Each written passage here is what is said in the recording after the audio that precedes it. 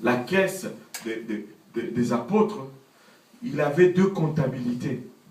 C'était genre Charbonneau, commission Charbonneau, genre. Il prenait sa part et il se servait dans la caisse des apôtres. Il volait dans la caisse. Et c'était ça son souci primordial. Elle a fait ce qu'elle a pu. Elle a d'avance embaumé mon corps pour la sépulcre. Le Seigneur était en train déjà d'anticiper sa mort. Et il dit, ce qu'il est en train de faire, c'est pour embaumer mon corps pour ma mort. C'est pour le sacrifice ultime. Maintenant, regardez ceci. Cette mort, c'est la mort qui a racheté toutes nos vies. C'est quoi 300 deniers pour la mort de Jésus-Christ? Inutile. Rien. C'était une complainte non justifiée. Et il dit, dans le monde entier, et regardez le verset 10. Si, avant de le lire, on va juste dire ceci. Si l'adoration de quelqu'un commence à t'indigner, tu dois trouver une autel, courir à l'autel et aller prier, te repentir pour que Dieu touche ton cœur et te transforme. Parce que après avoir été indigné, regardez ce que Judas a fait. Tout de suite après, j'ai regardé dans 3 évangiles où on parle de cette histoire. Tout de suite après, les évangiles nous disent, Judas Iscariote, l'un des 12, alla vers les principaux sacrificateurs afin de leur livrer Jésus. Après l'avoir entendu, ils furent dans la joie, blablabla, et ils lui ont offert 30 cycles d'argent. Tout de suite après avoir été indigné de cela. Et il aurait peut-être pensé, Jésus allait dire, oh ben, oui, écoute, Marie, tu aurais pu garder le parfum. Au fond, je ne suis pas vraiment, ce n'est pas nécessaire que tu verses ces parfums sur moi. Il aurait entendu Jésus dire quelque chose de pareil. Il aurait aimé entendre Jésus condamner le geste de cette femme. Mais Jésus l'a approuvé et Jésus l'a élevé. Et Jésus l'a même élevé au-dessus de cela. En disant, partout où mon évangile, cette bonne nouvelle va être prêchée, on parlera de cette femme. On parlera de cette femme. Partout où l'évangile sera prêché, on parlera de Marie. Aujourd'hui, on est en train de parler d'elle. Parce qu'elle est allée au-delà du point de non-retour. Elle est allée au-delà du point où elle ne pouvait plus rien récupérer. Vous savez, il est très nécessaire que chacun de nous ici sonde sa marche avec Dieu et regarde si, à quel point suis-je avec Dieu. Puis-je encore retourner dans le monde? Ou suis-je arrivé à un point où je me dis, Seigneur, je n'ai plus rien à quoi retourner dans le monde. Parce que le Seigneur revient bientôt. Et il va revenir par surprise. Son retour ne va pas être annoncé dans le journal de Montréal. Son retour ne va pas être communiqué à la télé ou programmé dans une émission quelconque où on va nous dire, apprêtez-vous maintenant, il revient dans un mois. Non. Il arrive par surprise. Il arrive comme un voleur, sans donner avertissement. Mais qu'il ne nous prenne pas en train de jouer sur la clôture de l'église. Qu'il ne nous prenne pas, qu'il ne nous surprend pas à cheval sur la clôture de l'église. Ou un pied à l'extérieur des portes de l'église. Si nous devons nous donner au point de non-retour aujourd'hui, c'est maintenant. Il est encore temps, nous pouvons encore prendre ces vases et venir le briser au pied du Seigneur ce vase de foi de notre orgueil, ce vase de foi de nos ambitions, ce vase de foi de nos désirs, des choses que nous voulons garder et qui ont tendance souvent à nous distraire de voix du Seigneur. Peut-être ces vases pourraient symboliser toute cette richesse qu'elle avait accumulée. Ce parfum, probablement, si elle se mettait ce parfum sur le corps, tout le monde allait la regarder quand elle passait. Elle allait peut-être avoir plus de clients, plus de ressources, plus d'argent. Mais elle a dit, c'est fini avec ça. Je brise tout et je laisse ça au pied du maître. Parce que je n'ai plus rien à quoi retourner dans le monde. Nous devons aller au Seigneur totalement. Nous devons briser notre vase aujourd'hui. Il n'y a rien à quoi retourner. Il n'y a rien à quoi retourner dans le monde aujourd'hui. Et quand le Seigneur vient, qu'il nous trouve dépouillés de tout parfum de ce monde, dépouillés complètement de tout parfum de ce monde, parce que nous le lui aurons donné et nous aurions brisé notre bouteille de parfum sur lui. Je ne veux rien récupérer. Rien récupérer. Tout donner au Seigneur, totalement donner au Seigneur. Je me donne entièrement au Seigneur. Il y a quelqu'un qui doit se donner entièrement au Seigneur aujourd'hui. Tu dois briser ton vase d'alabastre. Tu dois le briser entre les mains du Seigneur. Écoutez, Marie, non seulement on l'a vu ici en train de briser son vase, mais après on la voit à la croix, alors que tout le monde a pris fuite. Mais elle a tout donné sans moyen de récupération. Elle était à la croix, à la mort du Seigneur. Plus loin, on la voit encore à la tombe le jour de sa résurrection. Elle était une des premières à être là et à voir le Seigneur ressuscité. Parce qu'elle a tout brisé, elle a tout donné, elle a tout laissé au pied du Seigneur. Ne joue pas avec l'éternité. Ne joue pas avec l'éternité. Viens et brise-toi auprès du Seigneur. Laisse tout verser. Il y a beaucoup de choses qui nous attirent encore dans le monde. Qu'est-ce que les gens vont dire? Oh, hey, qu'est-ce qu'ils vont dire s'ils me voient comme ci ou comme ça? Oh, je vais perdre ceci ou cela. Laissez-moi vous dire ceci. Elle a perdu peut-être 1 an de salaire, mais elle a gagné toute une éternité de salaire avec le Seigneur. Elle n'a jamais manqué de pain, elle n'a jamais manqué ni dans ce monde, ni dans le monde à venir. Et aujourd'hui, elle est en train de se reposer et de se réjouir au pied du Seigneur avec des ressources infinies, une provision infinie, illimitée. Illimitée. Brise le vase de ta vie au pied du Seigneur aujourd'hui. Brise le vase de l'orgueil, de l'ambition, de toutes ces choses qui nous distraient au fond du Seigneur. Brise-les au pied du Seigneur et laisse le Seigneur faire dans ta vie. Brise-le. N'essaye pas de récupérer. Ne garde même pas une goutte. Brise le contenant. Brise le contenant. Brise le vase.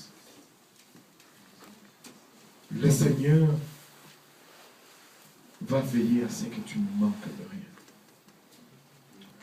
Brise le vase et donne-toi totalement à Dieu. Donne-toi totalement à Dieu. Jésus n'est pas une roue de secours qu'on garde dans le coffre et quand on a une crevaison, là, on court à l'arrière pour le sortir et le mettre. Et quand on répare la roue, on le ressort encore et on le met encore dans le coffre. Et des fois, c'est comme ça que nous utilisons le Seigneur. Jésus n'est pas la roue de secours. Il est le moteur même qui fait fonctionner la voiture. Amen. Il est le moteur même qui fait fonctionner. Il doit être présent dans ta vie chaque jour. Chaque jour. Chaque jour. Chaque jour. Chaque jour.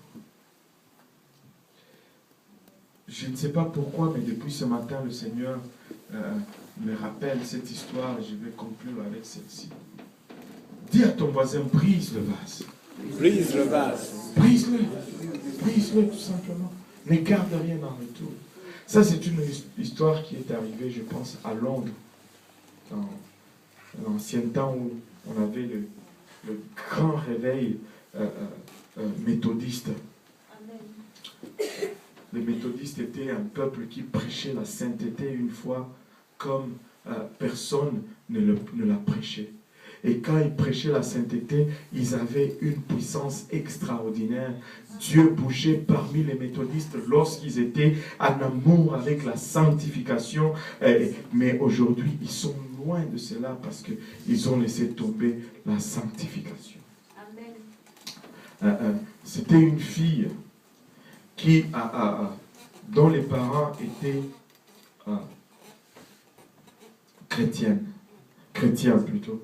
Et elle n'avait pas encore brisé le vase. Elle était en train de mener sa vie, elle aimait sortir, blablabla. Et un soir, elle dit à sa mère, mes amis vont venir me chercher et on va sortir, on va aller au cinéma, on va faire ceci. Sa mère dit, non ma fille, reste aujourd'hui. Elle dit, non, moi j'ai décidé d'y aller et je vais y aller. Et là, quelques temps après, ses amis viennent avec la voiture devant la maison. Pépépin. Elle dit, ah maman, mes amis sont là, je m'en vais. Et sa mère dit, non, non, reste ma fille. Elle dit, non, non, moi je m'en vais maman. Moi je n'ai pas le temps à perdre. J'ai une vie à mener, j'ai une vie à vivre. Et elle sort de sa maison, elle court. Et la maman sort à la porte, elle crie à sa fille dans un moment de désespoir. Elle dit, amène au moins Jésus avec toi. Prie au moins, amène Jésus avec toi là où tu vas ma fille. Et la fille dit, il n'y a pas de place dans la voiture pour Jésus. S'il veut venir, qu'il rentre dans le coffre. Ils sont allés, ils ont regardé le cinéma. À la sortie, comme les jeunes font, ils s'amusaient sur la route, ils faisaient de la vitesse. Ils se sont retrouvés dans un accident. Toute la voiture était écrasée et tous les jeunes qui étaient dans la voiture sont décédés. Mais quand les secouristes sont arrivés à la voiture, dans cette voiture écrasée, les jeunes hommes, les parents du jeune homme avaient oublié un carton des œufs en arrière, dans le coffre. Il y avait 30 œufs dans le coffre, mais il n'y avait pas un seul œuf qui était brisé. Pas un seul œuf dans le coffre brisé. La voiture écrasée, tous les passagers morts, mais pas un seul œuf brisé, mais les œufs étaient dans le coffre où ils avaient mis Jésus. Elle a dit, si il veut venir, qu'il entre dans le coffre.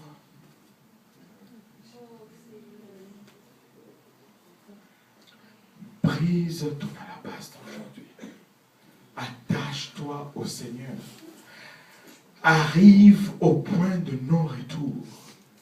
Tu ne peux pas vivre pour Dieu aujourd'hui, oui, demain non. Aujourd'hui on, demain off. Accroche-toi à ces dieux. Prends un engagement avec Dieu aujourd'hui. Dis-lui, Seigneur, moi je veux te servir. Parce que le jour qui revient, qui ne te trouve pas un jour où ton switch est à off. Tu veux garder ce switch à on chaque jour. Chaque jour. tu veux garder l'interrupteur allumé chaque jour parce qu'il revient par surprise. Il revient par surprise. Brise ton albâtre aujourd'hui. Brise le vase et ne cherche pas à garder quoi que ce soit. Le Seigneur a un meilleur parfum pour toi. Il a un meilleur vase pour toi. Il a une meilleure vie pour toi. Il a une meilleure option pour toi. Ne négocie pas avec Dieu parce que lorsque tu négocies avec Dieu, tu es toujours perdant. Parce que Dieu, dès le départ, il va t'offrir toujours le meilleur deal. Ce qu'il t'offre, c'est le meilleur deal. Parce que Dieu n'est pas un commerçant qui cherche à faire du profit. Tout lui appartient déjà. Tout lui appartient. Même l'air que nous respirons, ça lui appartient. S'il voulait, il pouvait juste prendre son air et nous serons tous finis. S'il prenait juste son air, il dit, bon, vous ne voulez pas le dire, ok, je prends tout mon oxygène, tout mon air, il l'amène sur Mars. Nous sommes finis. L'eau, ça lui appartient. S'il disait, vous ne voulez pas faire mon affaire, nous avons le meilleur deal avec Dieu. Même que lui, il nous le donne gratuitement et nous commençons à nous le faire payer les uns les autres. Alors que lui, il nous les donne à tous gratuits. La ville de Montréal a payé la facture pour l'eau. Ah, l'eau, c'est Dieu qui a tous les...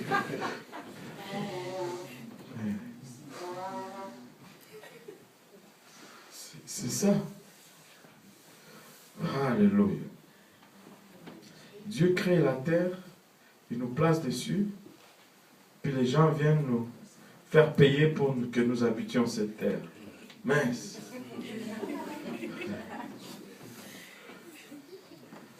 Dieu va les rattraper, attendez. Ils vont tout rembourser. Vivez pour Dieu. Brise ton alabaste. Regarde ton voisin, dis-lui, brise le vase. Brise le vase. En nous levant tous ensemble.